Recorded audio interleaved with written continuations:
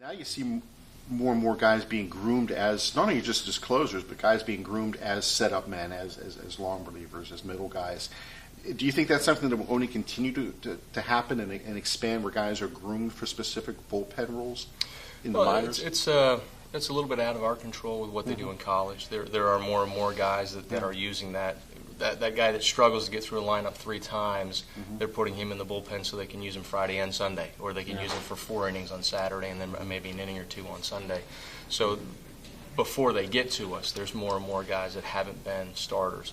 We still want to start our best arms, but we want to start our best arms that we feel we're not putting them in harm's way by starting them.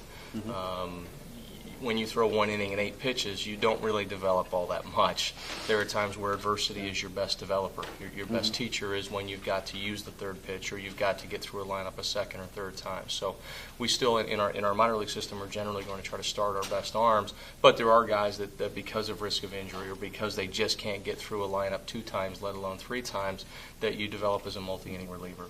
We rely on our scouts and finding quality stuff, whether it's a sinker, it's a slider, it's a curveball. We rely on different looks. You want some power, you want some guys that can get ground balls. We haven't had the side armor yet, but maybe there's a point in time where we find that right guy, or we find the right weapon for Clint to use. Balance of left and right. And depth. You just want numbers. And last year we had a situation where, outside of Jason's injury, the guys that we had performed really well. We ran a few guys in and out that didn't perform as well, but we had the next guy to come in. And a big part of his depth and numbers and options, and that's where our scouts do a great job of identifying guys with stuff, and our analytics do a great job of identifying guys who have a chance to bounce back. And again, we're not going to be perfect, and we've had success to this point, but as you go into the club, as you go into the season, you're always uneasy about what your bullpen's going to do. And do you see a role, maybe a profile increasing for middle relievers who for so long have really kind of been overlooked in the game? Yeah, well, we talk about it all the time as we build our offense. We want to build an offense that gets the starter out of the game, because we run his pitch count up to get to the weakest part of every team in baseball, which is its middle relief. If you allow a starter to go 8, the setup man to go and then the closer to go 9, or the starter to go 7, the setup man to go 8, and the closer to go 9, it's a recipe for a loss. The recipe for a win is try to get that starter out as quickly as you can, and then pile on runs in the middle innings and never get that back end bullpen into a game, because you've got the lead over them. So as we've built this, last year we had a lot of success with multiple multi-inning guys out of the bullpen. Levin Mazzaros, Justin Wilson started in that role. Tony Watson went multiple innings. Brian Morris went multiple innings.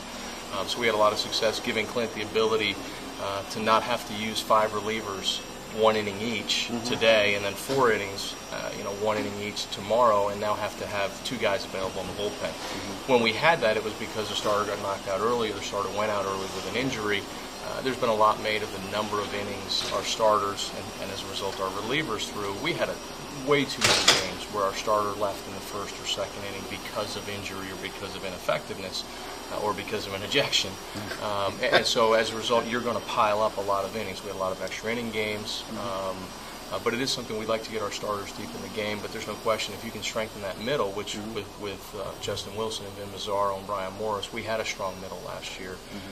Will we have it again this year? We have all those guys back.